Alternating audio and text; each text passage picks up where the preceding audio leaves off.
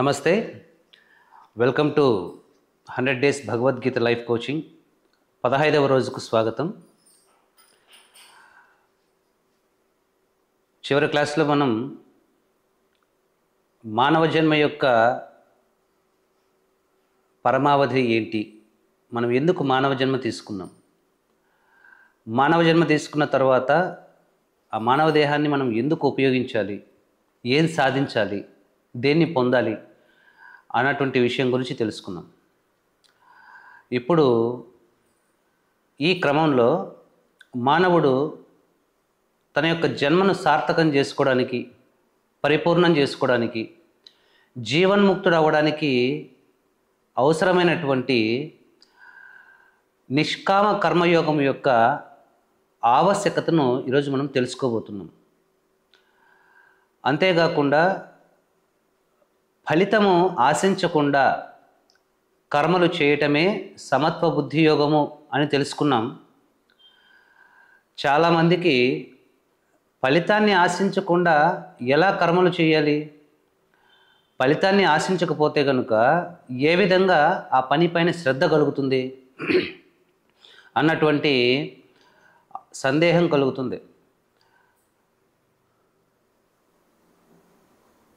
ఒక సగటు మనిషి ఏ విధంగా ఎటువంటి ఫలితాన్ని ఆశించకుండా కర్మయోగిలాగా కర్మలు చేయగలడు, సమత్వ బుద్ధిని సాధించగలడు?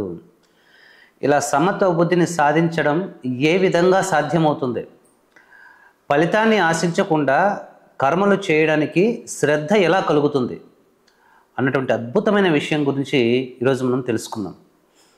చాలామంది అంటూ ఉంటారు, భగవద్గీతలో చెప్పింది అంతా చాలా బాగుంది వినడానికి, కానీ సగటు జీవితంలో ఒక మామూలు మనిషి ఏ పని చేసినా, ఏ వ్యాపారం చేసినా, ఏ వృత్తి చేసినా, ఏ ఉద్యోగం చేసినా కూడా నీకు ఇంత జీతం రావాలని, లేదంటే ఇంత లాభం రావాలని, లేదంటే ఇంత ఫలితం రావాలని ముందుగా ఎక్స్పెక్ట్ చేసి ఆ ఫలితం వస్తుందనే ఆశతోనే కర్మలు ప్రారంభిస్తాడు. మరి ఎవరైతే ఫలితాన్ని ఆశించి కర్మలు చేస్తారో వారు అవివేకులు, అజ్ఞానులు అని భగవంతుడు చెప్తున్నాడు. మరియు ఆ ఫలితము వారికి బంధకారకమవుతుందని కూడా చెప్తున్నాడు. మరి ఈ ప్రమాదం నుంచి తప్పించుకోవాలంటే ఫలితాన్ని ఆశించకుండా చేయగలిగినటువంటి శ్రద్ధ ఉండాలి. మరి ఈ శ్రద్ధ ఎలా లభిస్తుంది అన్నటువంటి సందేహానికి భగవంతుడు ఇక్కడ సమాధానం చెప్తూ ఉన్నాడు. 2వ అధ్యాయంలో 48వ శ్లోకం. జీవితాంతం ఈ శ్లోకాన్ని మనం గుర్తుపెట్టుకోవాలి, మరణ పర్యంతము కూడా దీన్ని గుర్తుపెట్టుకోవాల్సి ఉంటుంది. రోజులో ప్రతి నిమిషం ఈ శ్లోకాన్ని మనం గుర్తుపెట్టుకొని జీవించాల్సి వస్తుంది. ఎందుకంటే ఇదే మోక్ష మార్గం. ఈ శ్లోకం మనకు మోక్షాన్ని కలిగిస్తుంది. ఎవరైతే ఈ రహస్యాన్ని, యొక్క కర్మయోగ రహస్యాన్ని మనసులో పెట్టుకొని ఆ స్థిర చిత్తం నిండా నింపుకొని తమ యొక్క జీవితాన్ని జీవిస్తారో వాళ్ళు ఈ జన్మలోనే జీవన్ముక్తులు అవుతారని భగవంతుడు ఘంటాపథంగా చెప్తూ ఉన్నాడు ఇక్కడ. యోగస్థ కురు కర్మాణి సంగం త్యక్త్వా ధనంజయ సిద్ధ్య సిద్ధ్యో సమో భూత్వా సమత్వం యోగ ఉచ్యతి. యోగస్థ కురు కర్మాణి సంగం త్యక్త్వా ధనంజయ సిద్ధ్య సిద్ధ్యో సమో భూత్వా సమత్వం యోగ ఉచ్యతే. ఈ యొక్క కర్మయోగమునందు యోగానికి అద్భుతమైనటువంటి నిర్వచనం ఇస్తున్నాడు భగవంతుడు. సమత్వం యోగం ఉచ్యతే అని అంటే జీవితంలో కష్టసుఖాల ఎడల, కర్మల యందు లాభ నష్టముల ఎడల, అదేవిధంగా ప్రయత్నము యందు జయాపజయముల ఎడల ఎవరైతే సమబుద్ధిని కలిగి ఉండి ఎటువంటి పరిస్థితులైనా సరే శాంతిగా ఉంటారో ఆ యొక్క శాంతి స్థితినే యోగం అంటారు. ఈ యోగము భగవంతుణ్ణి చేరుకునేదానికి మార్గం అవుతుంది. కాబట్టి అన్నిటిలో కూడా ధనాత్మకత మరియు రుణాత్మకతలో యొక్క సమత్వాన్ని, స్థిరబుద్ధిని సాధించడమే ప్రతి ఒక్కరూ చేయాల్సినటువంటి సాధన. దీనికి ఆధ్యాత్మికత అని పేరు పెట్టుకుంటారు, లేకపోతే మరొకటి పెట్టుకుంటారు. నువ్వు తరించిపోవాలంటే, నువ్వు సదా నిత్య జీవితంలో కూడా సదా శాంతిగాను పరమ సంతృప్తితోనూ జీవించాలనుకుంటే కష్టపడి సాధించుకోవాల్సింది ఒకటే ఒకటి, ఈ యొక్క సమత్వ స్థితి, సమత్వ బుద్ధి. మరి ఈ సమత్వ బుద్ధిని పొందడానికి ఏం చేయాల్సి ఉంటుంది అంటే, కర్మలు చేసేటప్పుడు లాభ నష్టాల గురించి ఆలోచించకుండా శ్రద్ధగా కర్మపైనే శ్రద్ధ పెట్టాల్సి ఉంటుంది. మరి ఈ శ్రద్ధ ఎలా కలుగుతుంది? శ్రద్ధ పెడితే ఏమో బాగానే ఉంటుంది. ఎప్పుడైతే లాభ నష్టాల గురించి ఆలోచించకుండా, గెలుపోటముల గురించి ఆలోచించకుండా జీవిస్తే చాలా అద్భుతంగానే ఉంటుంది. ఎవరైనా సరే దుఃఖము యొక్క దరికి ఎవరు చేరరు. మరి అసలు సిసలైన విషయం ఇక్కడ ఏంటంటే, అటువంటి శ్రద్ధ ఎలా కలుగుతుంది మనుషులకు? ఏమాత్రము లాభ నష్టాల గురించి ఆలోచించకుండా పని చేయగలిగినటువంటి, ఈశ్వరార్పితం చేయగలిగినటువంటి శ్రద్ధ ఎలా జనిస్తుంది అన్నటువంటి ప్రశ్నకు సమాధానం ఏంటంటే, యోగస్థ కురు కర్మాణి సంగం త్యక్త్వా ధనంజయ సిద్ధ్యో సమోభూత్వా సమత్వం యోగ ఉచ్యతే. ఓ ధనంజయ, యోగస్థితుడవై ఆసక్తిని వేడి సిద్ధి అసిద్ధుల ఎడ సమత్వ భావమును కలిగి ఉండి కర్తవ్య కర్మలను ఆచరింపుము. ఈ సమత్వ భావమునే యోగమందురు. ఇక్కడ యోగస్థ కురు కర్మాణి అద్భుతమైనటువంటి మాట, రహస్యము, సమాధానం కూడా. అంటే యోగస్థుడవై కర్మను చెయ్యము. కురు అంటే చెయ్యిని, యోగస్థుడవై కర్మను చెయ్యి అని అర్థం. మనకు ఫలాపేక్ష లేకుండా కర్మ చేయగలిగినటువంటి, నిష్కామంగా కర్మ చేయగలిగినటువంటి శ్రద్ధ ఏ విధంగా లభిస్తుందంటే, ఏ మనిషి అయితే ఒక స్థిర బుద్ధి చేత తన యొక్క కర్తవ్యాన్ని తెలుసుకుంటాడో అతడికి మాత్రమే ఈ యొక్క ఫలాపేక్ష లేకుండా కర్మ చేయగలిగినటువంటి స్థితి లభిస్తుంది. ఇక్కడ కీ పాయింట్ చెప్తున్నాడు. నీ పర్పస్ ఏంటో తెలుసుకో. నువ్వు ఏ పని చేయడానికి ఈ భూమి మీదకి వచ్చావో తెలుసుకో. అదే నీ కర్తవ్యం, అదే నీ యొక్క స్వధర్మం. ఎప్పుడైతే నీ స్వధర్మం ఏంటో, నీ స్వాభావిక కర్తవ్యం ఏంటో నువ్వు తెలుసుకున్నావో అప్పుడు మాత్రమే ఆ కర్మ చేసేటప్పుడు నీకు సమత్వ బుద్ధి కలిగే అవకాశం ఉంటుంది. కానీ ఎవరైతే తమ యొక్క స్వధర్మాన్ని తెలుసుకోకుండా అనేక రకాల వేదములో చెప్పబడినటువంటి కామ్యకర్మల వైపుకు, కర్మకాండల వైపుకు, క్రతుల వైపుకు ఎవరు ఏది చెప్తే అది బాగుందని వాటికి ఆకర్షితమై సుఖభోగాల కోసం ప్రయత్నిస్తూ ఉంటారు. అంటే వాళ్ళు తమకంటూ ఒక గోల్ ఉండదు, తమకంటూ ఒక లక్ష్యం ఉండదు, తమకంటూ ఒక కర్తవ్యం అనేది ఉండదు. తాము జీవితాంతం ఏ పని చేయడానికి వచ్చారో వారికి తెలీదు. వారికి తెలిసిందల్లా ఒకటే, నేను సుఖంగా ఉండాలి, నా కుటుంబం సుఖంగా ఉండాలి, నేను స్వేచ్ఛగా ఉండాలి, నేను అన్నిటిలోనూ ఉన్నతి పొందాలి, నిరంతరం సుఖభోగాలను అనుభవించాలి. దీనికి ఏం చేయాలి?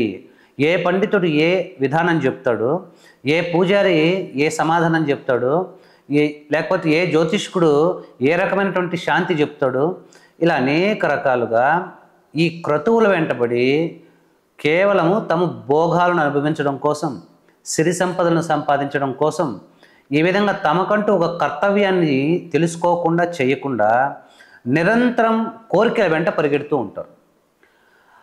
వేదములో అన్నీ స్వలాభాన్ని చేకూర్చే, లాభాన్నిచ్చే కర్మలనే వెతుక్కొని మరీ చేస్తూ ఉంటారు. అనేక రకాల వ్రతాలు చేస్తారు, పూజలు చేస్తారు, పునస్కారాలు చేస్తారు, హోమాలు యజ్ఞాలు చేస్తారు, దాన ధర్మాలు చేస్తారు, అనేక రకాల పుణ్యక్షేత్రాలను దర్శిస్తారు, తీర్థాలను దర్శిస్తారు, పుష్కరణుల్లో స్నానాలు చేస్తారు, లేదంటే రకరకాల ఇన్ని ఒత్తులతో దీపం పెడతారు, అన్ని ఆకులతో పూజలు చేస్తారు, ఇన్ని రకాల నైవేద్యాలు చేసి పూజలు చేస్తుంటారు. ఇవన్నీ కూడా కేవలము ఏదో ఆశించి మాత్రమే చేసేది, ఏదో ఫలితాన్ని ఆశించి చేసే కర్మలను సకామ్య కర్మలు అంటారు. ఎవరికైతే ఒక కృతనిశ్చయము లేదో, ఎవరికైతే ఒక కర్తవ్యము లేదో వారు ఈ విధంగా అనేక రకాల భోగాలపై మోహముతో అలా పరిగెడుతూ ఉంటారు.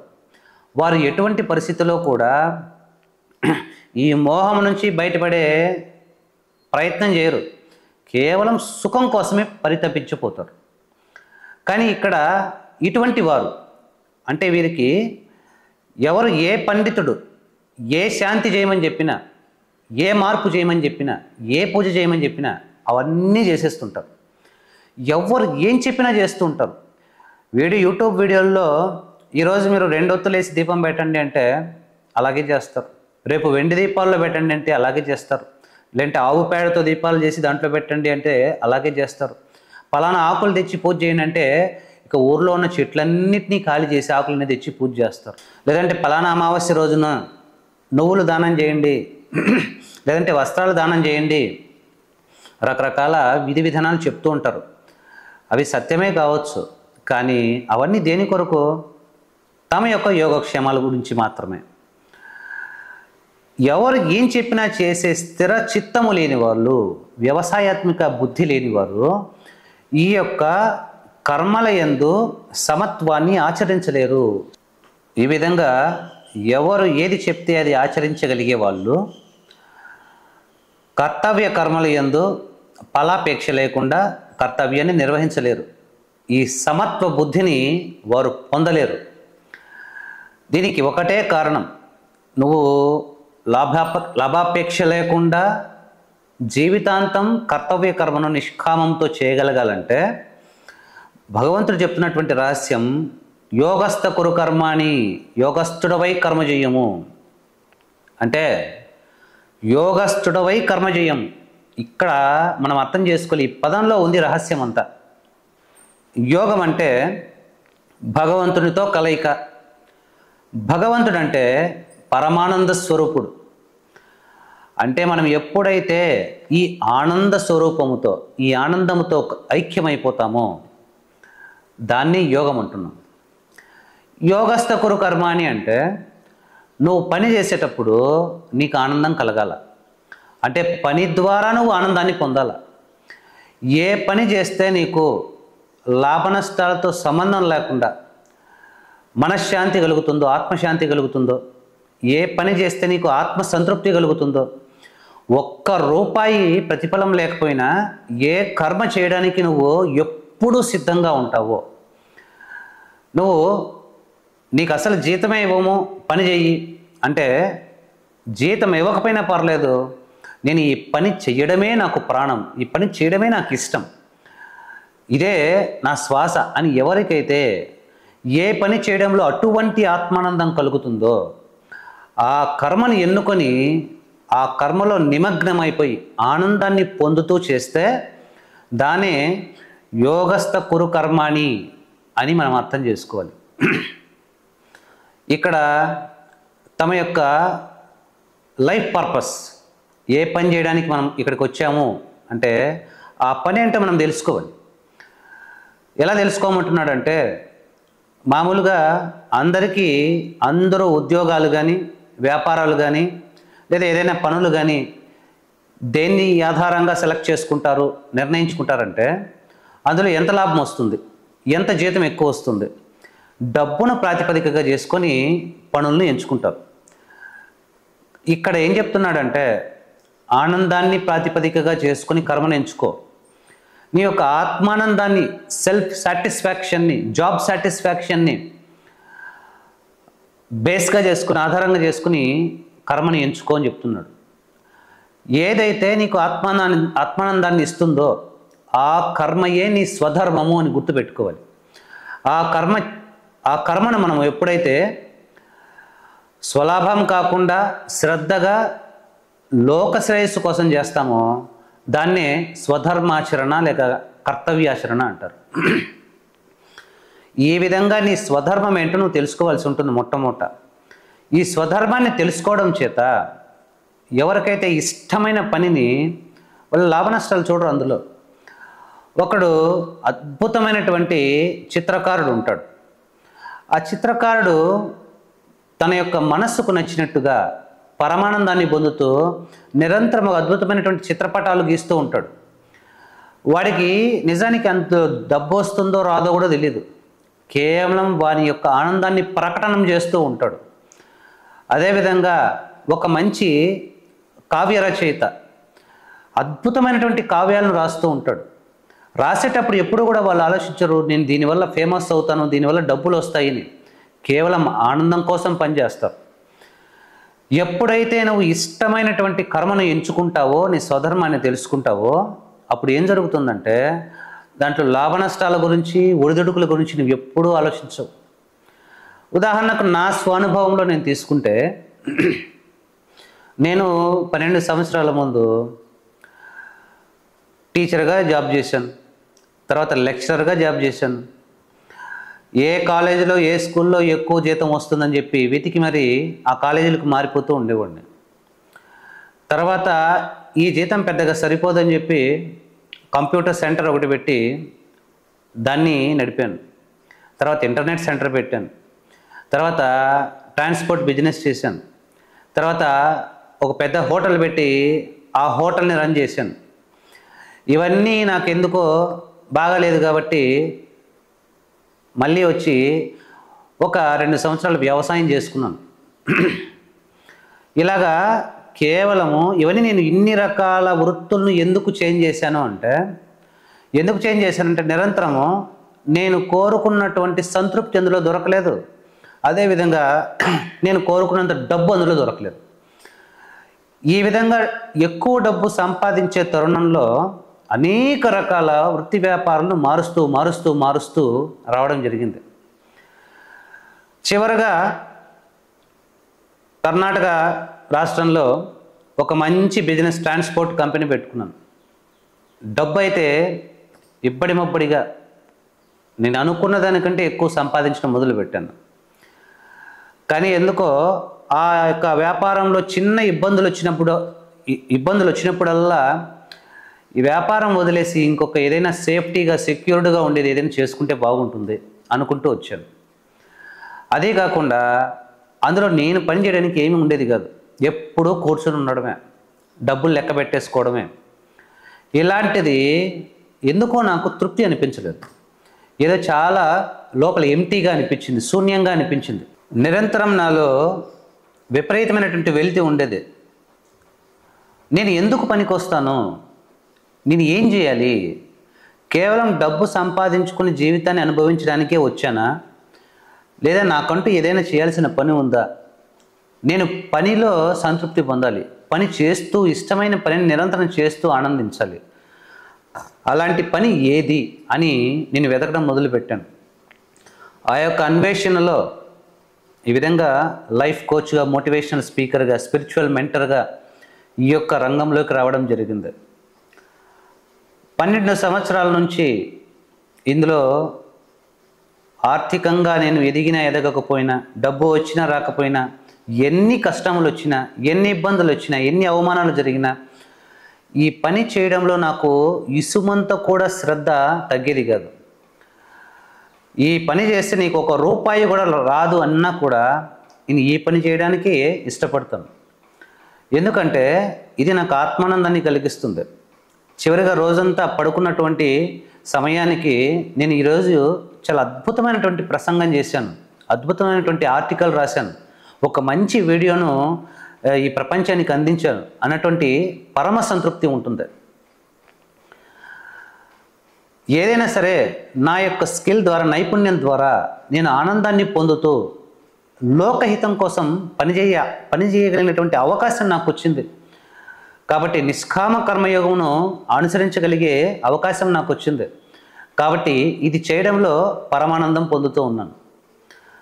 అదేవిధంగా ఎవరైతే ఇష్టమైనటువంటి పని కోసము దేనైనా త్యాగం చేయగలుగుతారు, తిండి తిప్పల గురించి మర్చిపోతారు, సమయం గురించి మర్చిపోతారు, అనేక రకాల అడ్డంకుల గురించి వాటిని లెక్క చేయరు, అందులో గెలుపోవటంల గురించి అసలు లెక్క చేయరు. చూడండి, మనము మనకి ఇష్టమైనటువంటి వ్యక్తి కోసము అనేక రకాల త్యాగాలు చేస్తాం. అదేవిధంగా మనం ఇష్టమైనటువంటి కర్మను చేయడానికి నిరంతరం ఎప్పుడు శ్రద్ధగా ఉంటాం. ఈ విధంగా మీకు పరమ ఇష్టాన్ని,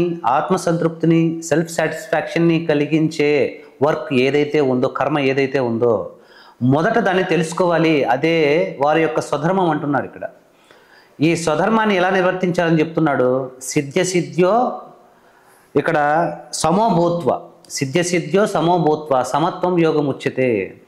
ఈ విధంగా గనుక నువ్వు నీ యొక్క ఆత్మానందాన్ని కలిగించే స్వధర్మాన్ని తెలుసుకున్నట్లయితే కనుక ఈ స్వధర్మాన్ని నువ్వు ఎలా నిర్వర్తించాలి అంటే సిద్ధి అసిద్ధి అంటే లాభ నష్టము, ఫెయిల్యూర్ అయినా సక్సెస్ అయినా నువ్వు దాని గురించి పట్టించుకోకుండా శ్రద్ధగా పనిచేయి. మరి అలాంటి శ్రద్ధ ఎలా వస్తుంది అంటే నీకు ఇష్టమైనటువంటి వర్క్ను నువ్వు సెలెక్ట్ చేసుకున్నప్పుడు వస్తుంది. కాబట్టి ప్రతి ఒక్కళ్ళు కూడా వారు కర్మల యందు యోగస్థుడైపోవాలంటే, వారు చేసే కర్మలతో ఆనందాన్ని పొందాలనుకుంటే వారు ఖచ్చితంగా వారి యొక్క స్వధర్మాన్ని తెలుసుకోవాల్సి ఉంటుంది. చూడండి, ఎప్పుడైతే నీ యొక్క స్వాభావికంగా పరమానందాన్ని ఆత్మానందాన్ని ఇచ్చే కర్మను చేస్తావో అప్పుడు నువ్వు ఫలితాల గురించి పెద్దగా పట్టించుకోవు. ఎందుకంటే పరమ ప్రయోజనమైనటువంటి ఆనందము ఆ పని చేస్తున్నప్పుడే నీకు దొరుకుతుంది. పని చేస్తున్నప్పుడే నీకు ఆనందం దొరుకుతుంది కాబట్టి అది నిన్ను తృప్తి పరిచేస్తుంది. కాబట్టి నువ్వు నిజంగా కర్మయోగివి కావాలంటే మరి నీ కర్తవ్య కర్మ ఏంటో తెలుసుకోవాల్సి ఉంటుంది. ఈ కర్తవ్య కర్మను మనం ఎప్పుడైతే ఈ విధంగా సమబుద్ధితో నిర్వర్తిస్తామో, లాభాపేక్ష లేకుండా నిర్వర్తిస్తామో, లోకహితం కోసం నిర్వర్తిస్తామో అప్పుడు మాత్రమే దాన్ని యోగమని అంటున్నాడు భగవంతుడు. అయ్యా, నువ్వు ఈ విధంగా పనిచేస్తే కనుక అది యోగముతో సమానము, యోగాన్ని కలిగిస్తుంది అంటున్నాడు. చూడండి, చాలామంది భక్తి యోగము, అదేవిధంగా జ్ఞానయోగము, ధ్యాన యోగము, సన్యాస యోగము, ఇలా రకరకాల యోగాలు ఉన్నాయి. లయయోగమని, స్వరయోగమని, హఠయోగమని రకరకాల యోగాలు ఉన్నాయి. ఈ యోగాలన్నీ ఆశ్రయించడానికి, సాధన చేయడానికి ఒక సగటు మనిషికి సాధ్యం కాదు. ఎందుకు సాధ్యం కాదంటే రోజుకు గంటో అరగంటో సాధన చేసేసిన మిగిలిన సమయం అంతా రోజువారీ పనులు చేసుకోవాల్సి ఉంటుంది. వాడి యొక్క కుటుంబాన్ని పోషించుకోవడానికి, వాడి జీవన వృత్తిని సంపాదించుకోవడానికి వాడు అనేక రకాల కర్మలు చేయాల్సి ఉంటుంది. ఇలాగా కేవలం వాని సాధన మిగిలిన రకాల యోగాలను ఎంచుకుంటే కనుక జ్ఞానయోగము, ధ్యానయోగము, లయయోగము, హఠయోగము ఇలాంటివన్నీ ఎంచుకుంటే కనుక ఏమవుతుందంటే రోజంతా సాధన చేయడానికి సాధ్యము కాదు. రోజులో ఏ అరగంటో గంట మాత్రమే సాధన చేయడానికి సాధ్యమవుతుంది. కానీ ఇది అలాంటిది కాదు. ఇది జీవితం మొత్తము ప్రతి క్షణము సాధన చేయగలిగే అద్భుతమైనటువంటి కర్మయోగం ఇది. అంటే నువ్వు ధ్యానం చేస్తేనో, భక్తితో పూజలు చేస్తేనో, లేదంటే ఆత్మజ్ఞానం పొందితేనో కలిగే యోగం ఇక్కడ కేవలం మామూలు కర్మలను, సాధారణ నిత్య జీవితంలో చేసే పనుల ద్వారా యోగాన్ని పొందొచ్చు. అంత అద్భుతమైనటువంటి మార్గాన్ని, భూమి మీద ప్రతి మానవుడు ఆచరించగలిగినటువంటి మార్గాన్ని భగవంతుడు అపార కరుణ చేత అందరికీ ఉపదేశిస్తున్నాడు. నువ్వు నీ కర్తవ్యం ఏంటో తెలుసుకో. నువ్వు పని గురించి ఆలోచించద్దు, ఫలితం గురించి ఆలోచించద్దు, కేవలం పని చేయడం గురించి మాత్రమే ఆలోచించు. అప్పుడు ఏమవుతుంది, నీకు రావాల్సిన ఫలితం నీ యొక్క శ్రద్ధను బట్టి, నీ యొక్క పురుష ప్రయత్నాన్ని బట్టి తప్పకుండా నీకు తగిన ఫలితమే వస్తుంది. ఫలితం రాని కర్మలంటూ ఏవి ఉండవు. అది ఏ ఫలితమైనా సరే దాని గురించి చింతించకు, అది భగవత్ ప్రసాదంగా స్వీకరించు. ఈ విధంగా ఇక్కడ ఇంకొక అద్భుతమైనటువంటి విషయం తెలుసుకోవాలి. మామూలుగా ఫలితాన్ని ఆశించి కర్మలు చేస్తే కనుక ఫలితాలు వస్తాయి, వాటితో పాటు సైడ్ ఎఫెక్ట్లు కూడా వస్తాయి. అనేక రకాల వికారాలు కలిగి ఉంటాయి, అనేక రకాల దోషాలతో నిండి ఉంటుంది ఆ యొక్క ఫలితం. కానీ కర్మయోగము ద్వారా, సమత్వ బుద్ధితో చేసే యోగము ద్వారా, కర్మ ద్వారా వచ్చే ఫలితం ఏదైనా సరే అది నేను తరింపజేసేదై ఉంటుంది. దానివల్ల నీకు అపారమైనటువంటి శ్రేష్టత్వం తప్ప, నువ్వు జన్మ విముక్తుడు అయిపోయే అవకాశం తప్ప అందులో వికారాలు ఏవి ఉండవు. అటువంటి ఫలితంలో ఎటువంటి దోషం ఉండదు. అది నువ్వు నిస్సందేహంగా, నిర్భయంగా ఆ ఫలితాన్ని పరమప్రసాదంగా స్వీకరించవచ్చు. కాబట్టి ఈ సమత్వాన్ని నువ్వు పొందు. యోగస్థుడవై కర్మలు చేస్తూ సమత్వ బుద్ధితో గెలిపోవటములను పక్కన పెట్టేసి నువ్వు ఏ విధంగా చేస్తే కనుక దీన్ని సమత్వ బుద్ధి యోగము, నిష్కామ కర్మయోగము అంటారు అని భగవంతుడు చెప్తూ ఉన్నాడు. ద్యూరేణ హెవరం కర్మ బుద్ధియోగ ధనంజయ బుద్ధౌ శరణమన్విచ్చ కృపణ ఫలహేతవ.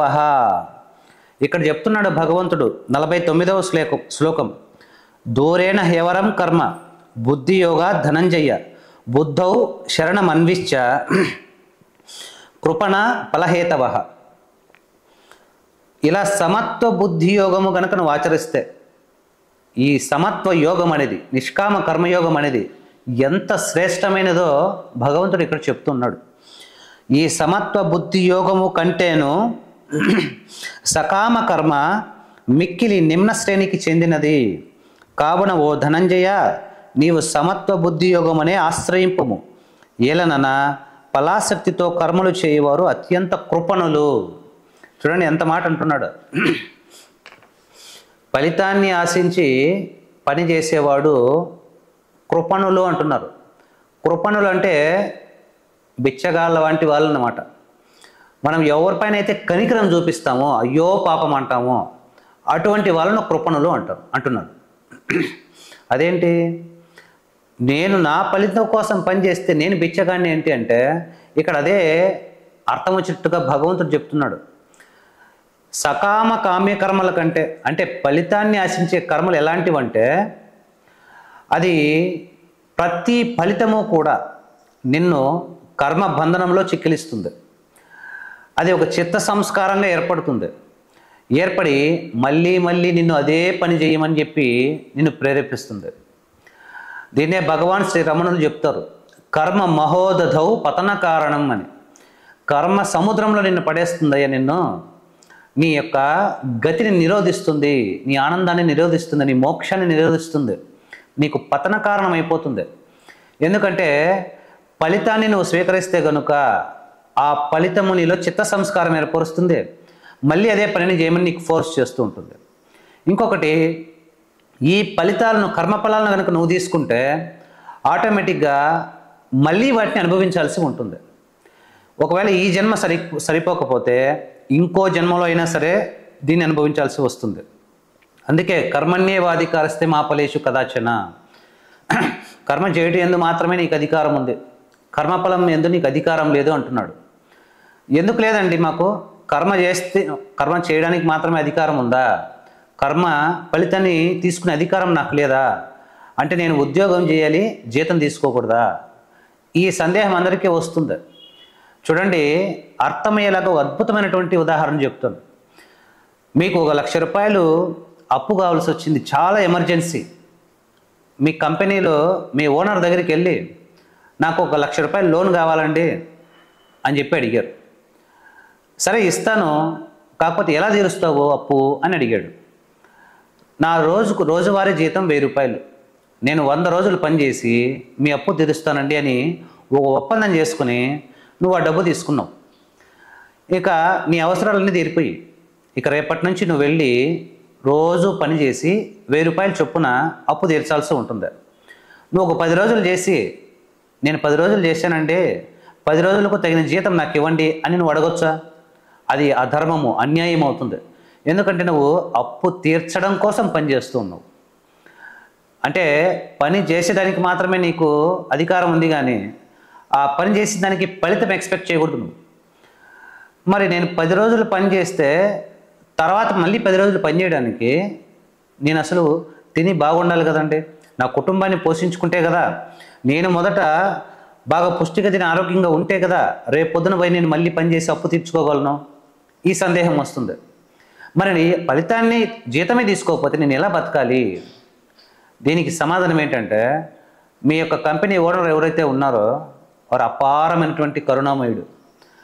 నువ్వు అంత శ్రద్ధగా, కేవలము నీకు జీతం రాకపోయినా కూడా నువ్వు ఫలితాన్ని ఆశించకుండా అప్పు తీర్చడం కోసము శ్రద్ధగా పనిచేస్తూ ఉండటాన్ని చూసి నిన్ను పిలిచి, అయ్యా నీకు నెలకు ఇంత బోనస్ ఇస్తాను, ఇది నీకు ఎక్స్ట్రా మనీ, ఎక్స్ట్రా జీతం ఇది అనుకో, ఈ బోనస్తో నువ్వు నీ కుటుంబ అవసరాలు తీర్చుకుని రేపు పొద్దున వచ్చి పని చేసి నా అప్పు తీర్చు అని నీకు బోనస్ ఇస్తాడు.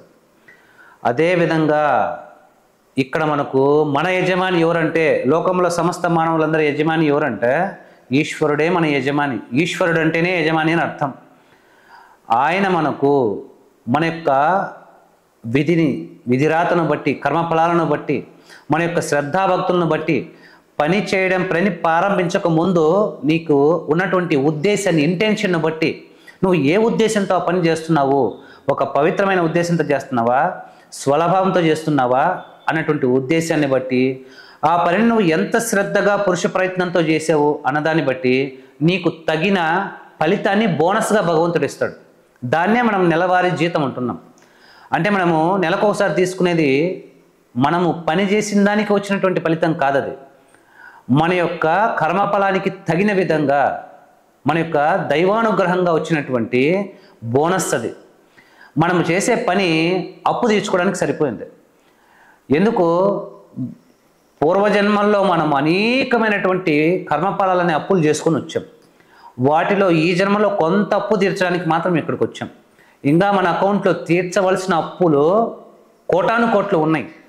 ఇంకా కోటి జన్మలు ఫలితం ఆశించకుండా పని చేస్తే తప్ప, ఇంకా కోటి జన్మలు నువ్వు కూలి పని చేస్తే తప్ప ఇక్కడ మీకు ఆ అప్పు తీరదు. కాబట్టి ఫలితం మనం ఎక్స్పెక్ట్ చేయకూడదు.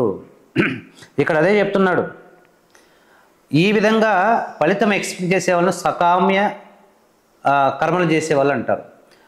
ఇటువంటి వారిని కృపణులు అనడం వెనుక ఉద్దేశం ఏంటంటే, ఎప్పుడైతే సమత్వ బుద్ధి యోగముతో నువ్వు నిష్కామ కర్మం చేస్తావో, స్థిర బుద్ధితో ఆ యొక్క సమత్వ బుద్ధితో కర్మను చేస్తావో, అప్పుడు అది యోగమై కూర్చుంటుంది. యోగం అంటే నీకు భగవంతుణ్ణి ప్రాప్తింపజేస్తుంది, భగవత్ సాక్షాత్కారం కలగజేస్తుంది, నిన్ను భగవంతునిలో ఐక్యమైపోగలిగినటువంటి స్థితి నీకు కలిగిస్తుంది. అంటే ఇది శ్రేష్టమైనది, మానవుడు పొందాల్సినటువంటిది. మనం భగవంతుడిలో ఐక్యమైపోవడం అంటే మోక్షాన్ని పొందడమే మన యొక్క జన్మ పరమావధి. మరి దాన్ని వదిలేసి నీకు రాజ్యాన్ని రాసిస్తానంటే, వద్దు నాకు 2 రూపాయలు బిచ్చమయ్యి అని అడిగేవాడిని ఇంకేమనాలి? ఇక్కడ కూడా అంతే.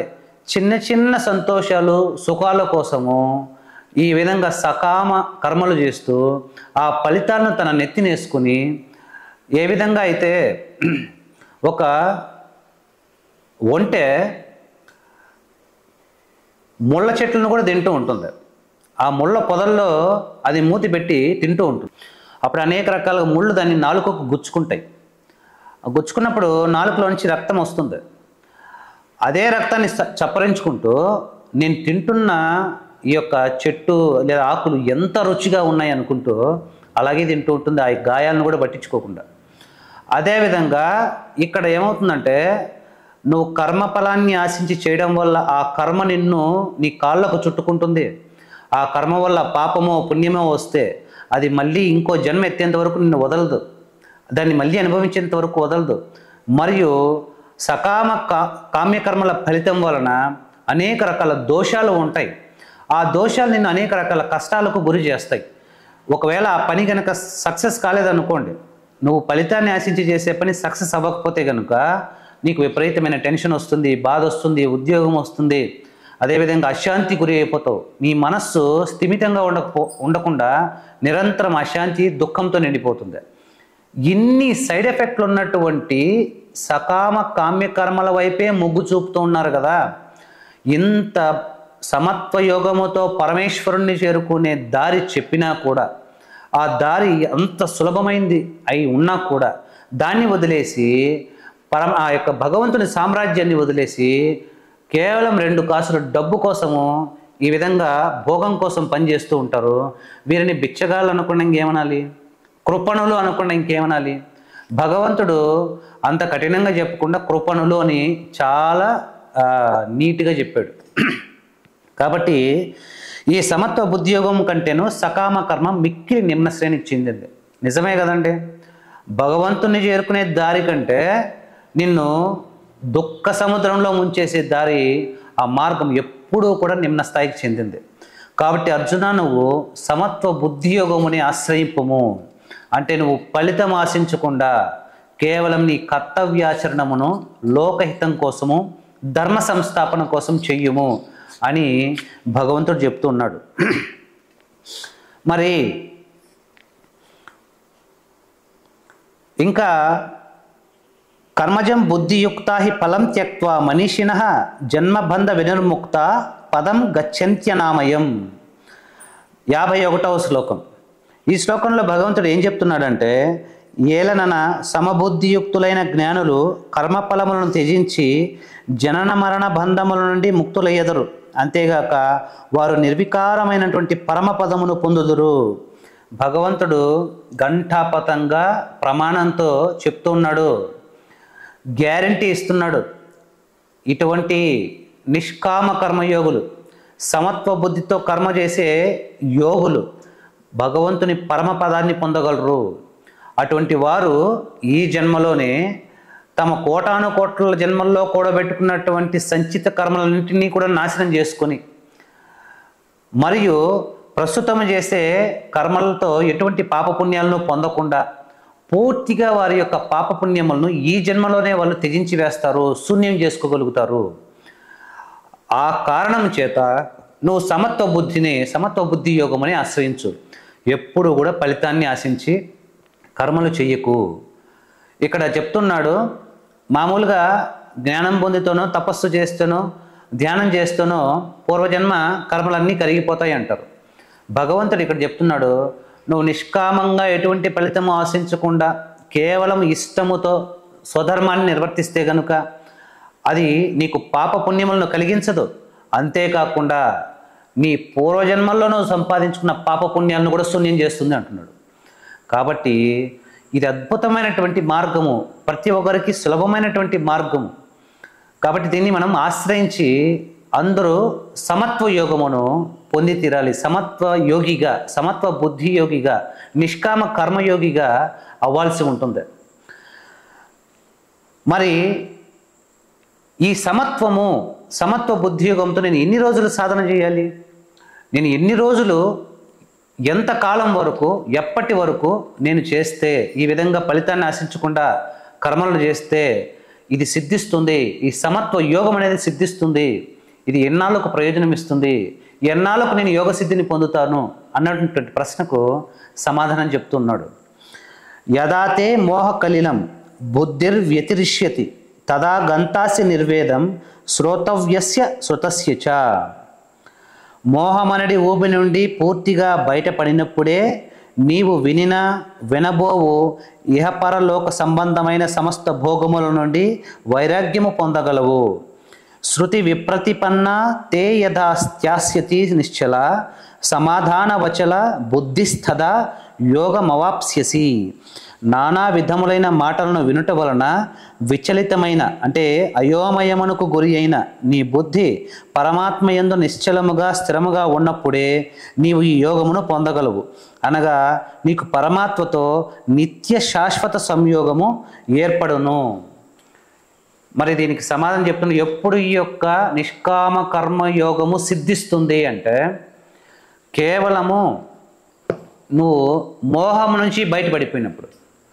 అంటే చాలామంది పిచ్చి ఉంటుంది, ఎప్పుడు చూసినా రకరకాల పూజలు చేస్తూ ఉంటారు, రకరకాల క్రతువులు చేస్తూ ఉంటారు, రకరకాల యజ్ఞయాగాదులు చేస్తూ ఉంటారు, రకరకాల హోమాలు చేస్తూ ఉంటారు.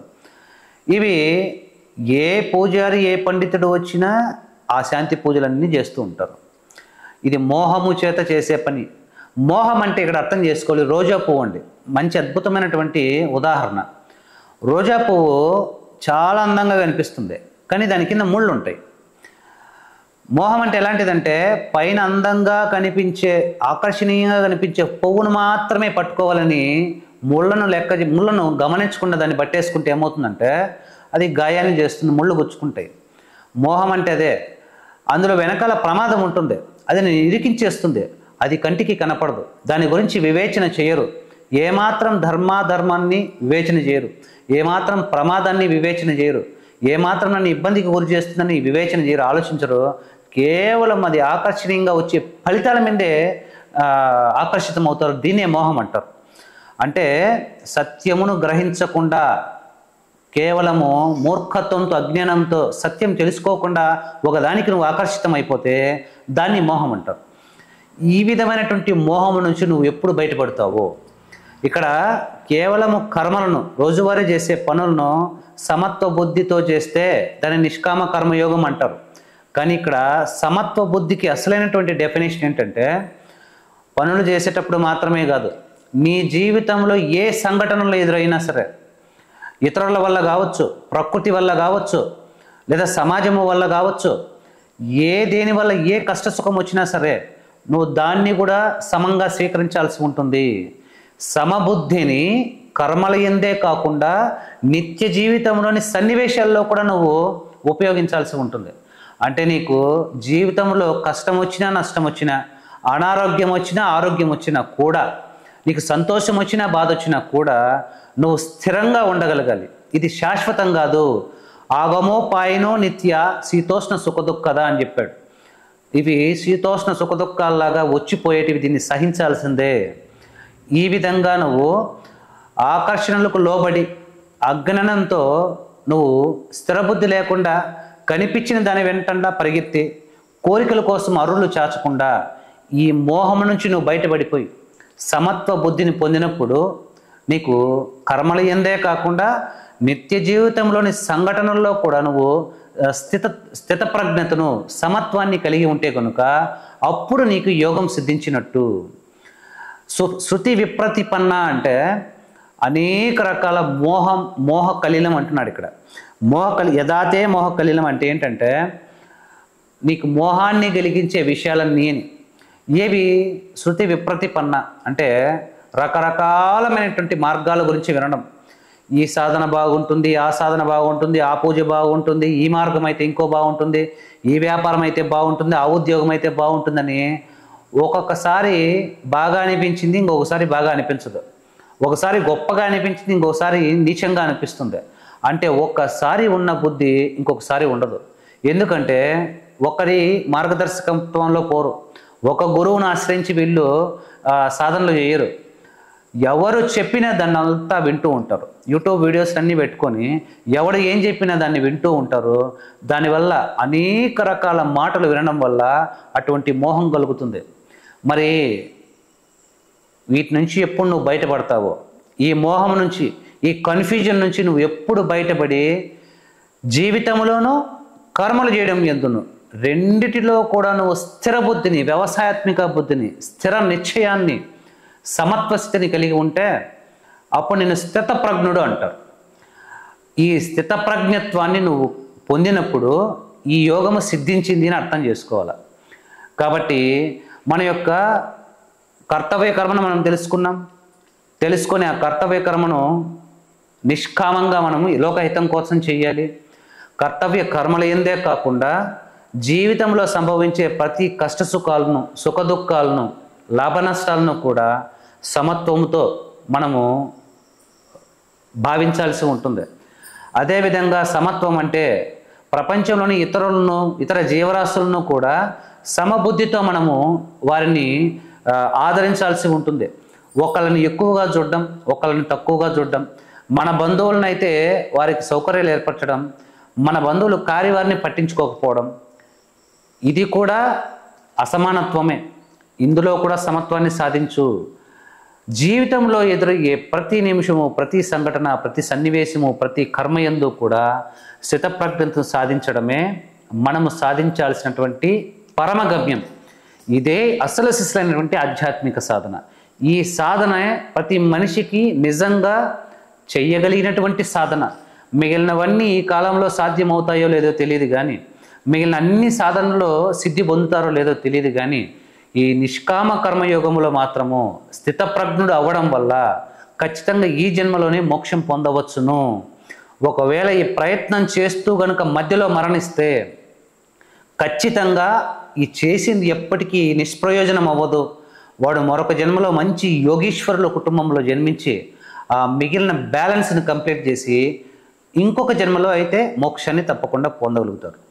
కాబట్టి ఈ స్థితప్రజ్ఞత వల్ల, నిష్కామ కర్మయోగం వల్ల ఈ జన్మలోనో లేదంటే ఖచ్చితంగా ఇంకొక జన్మలోనో మోక్షం పొందవచ్చు. మిగిలిన మార్గాల్లో మనకు అటువంటి ఆ వెసులుబాటు ఉంటుందో లేదో మనకు తెలియదు. కాబట్టి సాధకులందరూ కూడా ఈ యొక్క స్థితప్రజ్ఞతను పొందడానికి, సమత్వాన్ని పొందడానికే మనము సాధన చేయాల్సి ఉంటుంది. ఇక వచ్చే క్లాసుల్లో మనం స్థితప్రజ్ఞుడు ఏ విధంగా ఉంటాడు, అతని లక్షణాలు ఏంటి, అతని మహత్తు ఏంటి అని స్థితప్రజ్ఞుని యొక్క లక్షణాల గురించి మనం తెలుసుకుందాం. ధన్యవాదాలు. నమస్తే.